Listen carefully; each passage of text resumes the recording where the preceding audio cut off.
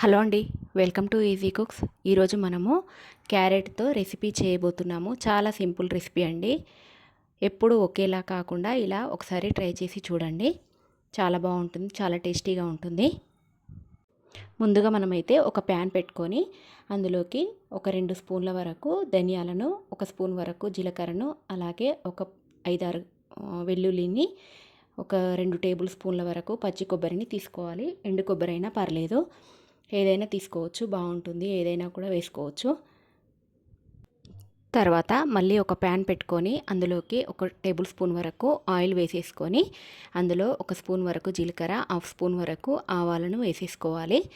అలాగే పోపు గింజలు కూడా వేసేసుకోవాలి. మినపప్పు కొద్దిగా, శనగపప్పు కొద్దిగా వేసుకోవాలి. అందులోకి ఒక 2 రెమ్మల వరకు కరివేపాకును తీసుకొని ఇందులో నూనెలో వేసుకొని ఫ్రై చేసుకోవాలి. ఇది బాగా కొద్దిగా ఫ్రై అయిన తర్వాత కొద్దిగా పసుపు వేసుకొని, అలాగే చిన్నగా కట్ చేసుకున్న క్యారెట్ ముక్కలను కూడా వేసేసుకొని కొద్దిగా మగ్గనివ్వాలి. ఇలాగా కొద్దిగా సాల్ట్ వేసుకుంటే తొందరగా మగ్గిపోతాయి. కొద్దిసేపు మూత పెట్టి పక్కన పెట్టేసుకోండి. ఒకసారి మూత తీసి ఇలాగా గరిటెతో కలిపేసుకోండి. ఒకసారి మళ్ళీ మూత పెట్టి ఒక 5 నిమిషాలు ఉడకపెట్టుకోండి.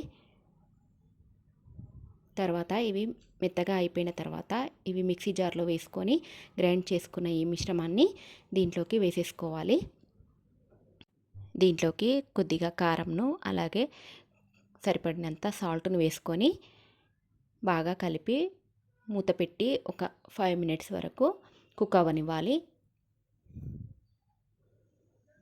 ఇలా చాలా తొందరగా అయిపోతుంది. అప్పటికప్పుడు ఇలా ఏమీ తినబుద్ధి కానప్పుడు ఇలాగా ట్రై చేసి చూడండి. చాలా టేస్టీగా ఉంటుంది, చాలా బాగుంటుంది. మీరు కూడా ఇలా ఒకసారి చేసి చూడండి. అంతే అండి, క్యారెట్ ఫ్రై రెడీ అయిపోయింది. ఇలా వేడివేడి అన్నంలోకి సర్వ్ చేసుకొని తినేయండి. చాలా బాగుంటుంది, చాలా టేస్టీగా కూడా ఉంటుంది.